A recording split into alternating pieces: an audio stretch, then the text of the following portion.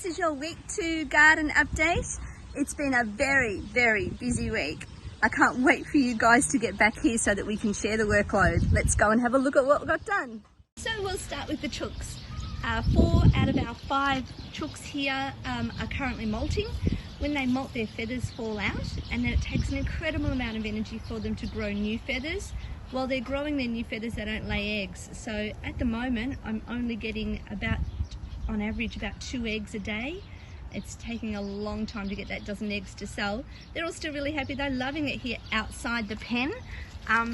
Big thing that happened this week was that Melton Council donated a whole lot of mulch for us. So I was able to mulch the inside of the chicken coop. That keeps it nice and dry, so when it does get really heavy rain, it's not going to go all muddy. So hello to Tracy. Tracy's just had a bit of a dust bath by the look of it, in the tyre filled with dirt. You right, Trace? Across to Mama Oreo and her 3 chicks. Not so little at all anymore. They're now taking some greens from my hand when I feed them, but they're still not happy enough to come up and take food out of my hand. So cute. As I said, Melton Council kindly donated a whole lot of mulch for us. Look at this. So far, all I've been able to move is this little bit here and a bit on the other end. Remember where the pumpkins were? Well, pumpkins are finished, pumpkins are gone, and I've changed this area into our citrus grove. So I mulched the whole thing, moved the mandarin here because it wasn't doing well where it was, moved the orange here because it wasn't doing well either. I bought a new lemon, and that's our old espaliered lemon that also wasn't doing very well. So this is our citrus grove with all of our citrus trees in it. Looks fantastic. No longer a pumpkin patch. I've mulched all of this area along here. See, I told you I'd been busy.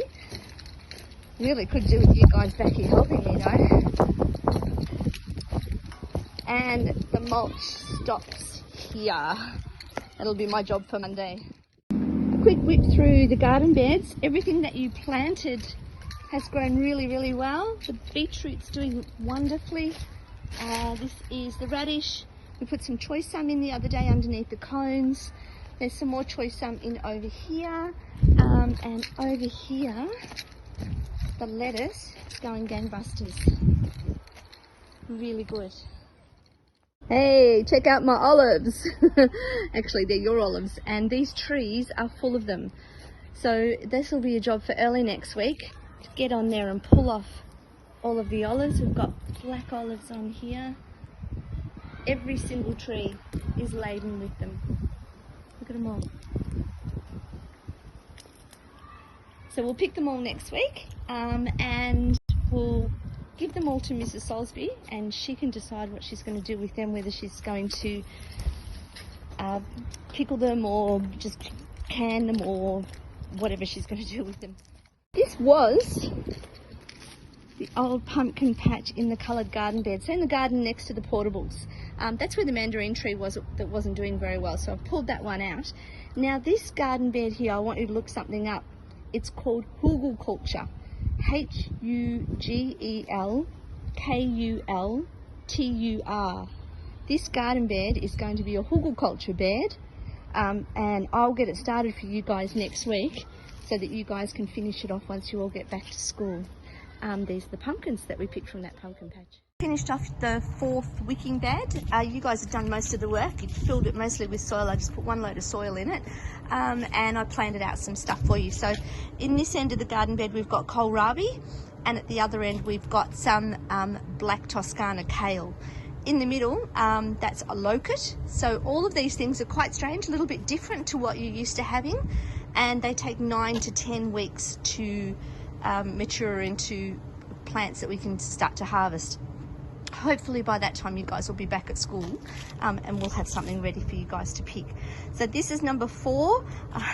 I've still got that one to do, and I've still got this one to do. So next week I'll get onto that, start moving the rocks, and we'll do a how-to on how to make a wicking bed. We've had a massive delivery of soil today as well from Soil Works. So now that I've got the soil to fill the wicking beds, I can get onto that next week. And that's a wrap from week 2.